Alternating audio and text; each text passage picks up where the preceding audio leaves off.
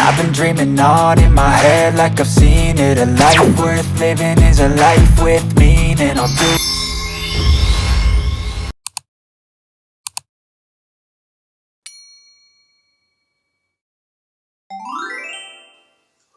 Bonjour, j'espère que vous allez bien. Vous êtes actuellement donc avec Abraham. Aujourd'hui, on va parler tout simplement du business et c'est essentiel donc de parler un peu de tout ça.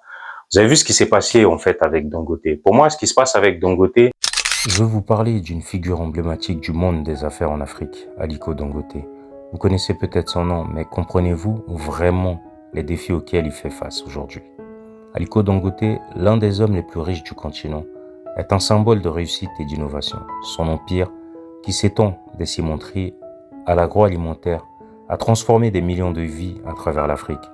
Cependant, malgré son succès indéniable, Dangote fait face à des défis colossaux.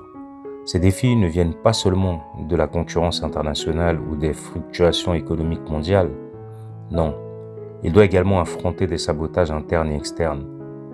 Certains acteurs, jaloux de son succès, cherchent à entraver ses efforts par des manœuvres politiques et économiques.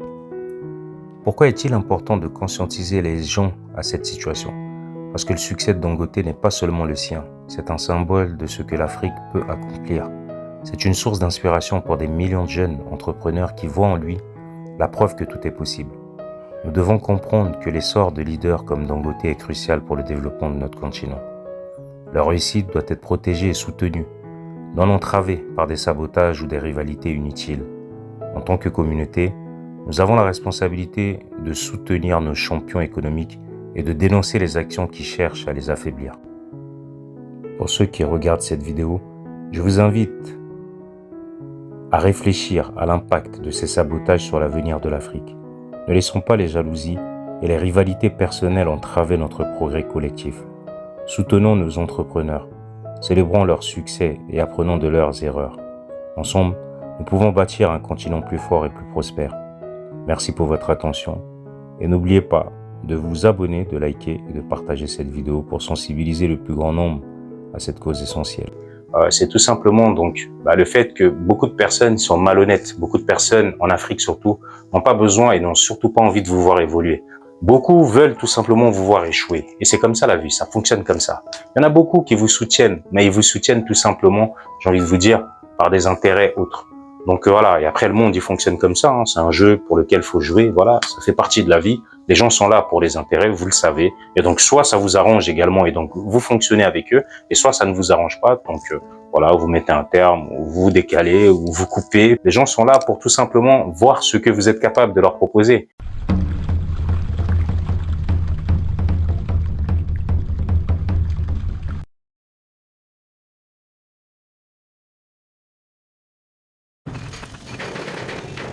À présent, passons à ce que j'aurais dû faire.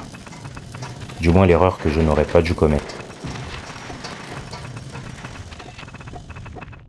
La première chose que j'aurais dû faire quand je suis parti pour investir donc, en Afrique, parce que j'ai commencé, vous le savez, pour ceux qui m'ont suivi donc au départ, j'ai commencé par construire donc la maison, tout en sachant que voilà, j'avais pas forcément envie d'être proche de la famille, j'avais pas forcément envie vraiment d'être à côté, comme donne des ordres ou comme disent voilà ce que j'ai à faire ou pas, des conseils un peu inutiles, j'ai envie de vous dire, bien qu'il y en ait tout simplement donc qui soient utiles. Et donc, c'est bien parfois à ce moment-là d'être entouré de la famille, etc. Parce qu'il y a vraiment des mises en garde, etc. Nous, on n'a plus cette mentalité, on connaît plus comment ça se passe un petit peu au niveau du pays. Donc, on est, j'ai envie de dire, un peu des personnes qui arrivent comme ça sur un terrain miné qu'ils ne connaissent pas. Donc, tu marches sur une mine, tu sautes. Donc, voilà.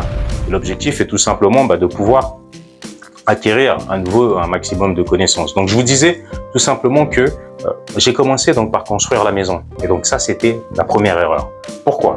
Parce que tout simplement, cette maison, l'argent, le budget que j'ai consacré donc pour pouvoir construire cette maison, j'aurais pu le mettre autre part. Parce que c'est de l'argent, en fait, voilà, qui va commencer à dormir. Même si, effectivement, les terrains prennent de la valeur et voilà, il y a une maison qui est terminée, qui est à point, etc. D'ailleurs, prochainement, donc, à l'intérieur, je vous montrerai quand je serai sur place, etc. Donc, même s'il y a une maison qui est terminée, mais c'est de l'argent que j'aurais pu disposer pour faire autre chose. Pour faire, justement, tenez, par exemple, la porcherie. Donc, c'est un budget que j'avais et j'aurais pu faire autre chose avec. Donc, ça, c'est la première erreur que j'ai faite. Ou alors, j'aurais pu tout simplement, pour aller beaucoup plus vite également et que ça me coûte un peu moins cher, ça aurait été tout simplement d'acheter une maison, par exemple, à rénover, ou d'acheter un terrain ou une maison. Il y a beaucoup de personnes et il y a beaucoup de constructions en Afrique qui sont pas terminées. Franchement, il n'y a pas que chez nous à Brazzaville, vraiment. On parle de l'Afrique de manière globale parce que les choses sont différentes, parce que les gens commencent des projets et les choses sont tellement changeantes. Tu commences un projet avec un objectif de terminer. Voilà, il y a une crise financière qui arrive, il y a un licenciement, il y a une perte d'emploi, il y a quelqu'un d'autre, voilà, qui passe par là, qui a d'autres fonctions et tu as des bâtons dans les roues. Bref, tu t'écartes. Tu n'as plus forcément le budget pour pouvoir faire ce qu'il faut. Et donc, vous avez des maisons comme ça qui sont à vendre. Il y en a beaucoup sur des terrains qui sont à vendre et qui sont inachevés. Donc, et là, ça coûte, franchement, je pense que ça vaut le coup de se lancer dans ce budget. Pour moi, dans ce business plutôt, ça, c'est quelque chose aussi qui rapporte. Donc aujourd'hui, avec du recul, j'aurais pu commencer par prendre quelque chose comme ça, me construire un petit truc, et puis voilà, savoir que j'ai un pied à terre, et ça me permet d'arriver, d'avoir une base, et puis de pouvoir m'organiser. Parce qu'après, c'est vrai que tout ce qui est hôtel, c'est quand même des budgets. Si tu as envie d'aller dans un hôtel propre, dans un hôtel vraiment accueillant, dans un hôtel où voilà, tu seras en sécurité, ça représente quand même un certain budget, et en fonction du secteur également, donc tu sais que, voilà. Donc franchement, ça c'est la première erreur que j'ai commise. Donc j'aurais dû franchement me consacrer, et j'aurais dû plutôt me consacrer donc justement à investir plutôt que de commencer à construire. C'est vraiment une erreur. Aujourd'hui, je le regrette, mais bon, c'est un regret qui est voilà sur le coup. On comprend que on continue d'avancer et on continue d'apprendre. Donc l'objectif étant qu'on se donne des conseils. Donc pour ceux qui ont vraiment envie d'aller investir au niveau du pays et qui se disent que voilà, j'ai pas besoin d'aide auprès de la famille, etc.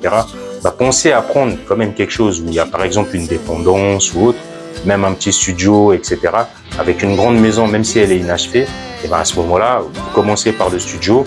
Comme ça, vous avez au moins donc un pied à terre, vous organisez, vous arrangez. Comme ça, petit à petit, vous avez le temps.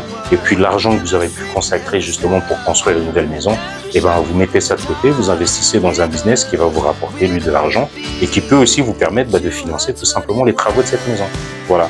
Donc ça, c'est vraiment aujourd'hui quelque chose que je propose et quelque chose que j'aurais dû faire. Voilà. Écoutez, donc on va se tenir au courant pour la prochaine fois. Je vous laisse et je vous demande donc de vous abonner, de liker, donc sans passer par là. Pour ceux qui veulent me soutenir tout simplement, le meilleur soutien, ce serait pour vous aujourd'hui, donc de liker et vraiment de vous abonner et de commenter si vous le souhaitez, ou en tout cas de vous exprimer sur, voilà, si vous avez des conseils à me donner, si vous avez voilà, des choses qui vont me faire évoluer. Moi, je suis preneur, ferme de tout. Donc, n'hésitez pas à commenter, n'hésitez pas à liker et surtout à vous abonner. Merci et je vous dis à la prochaine. Salut!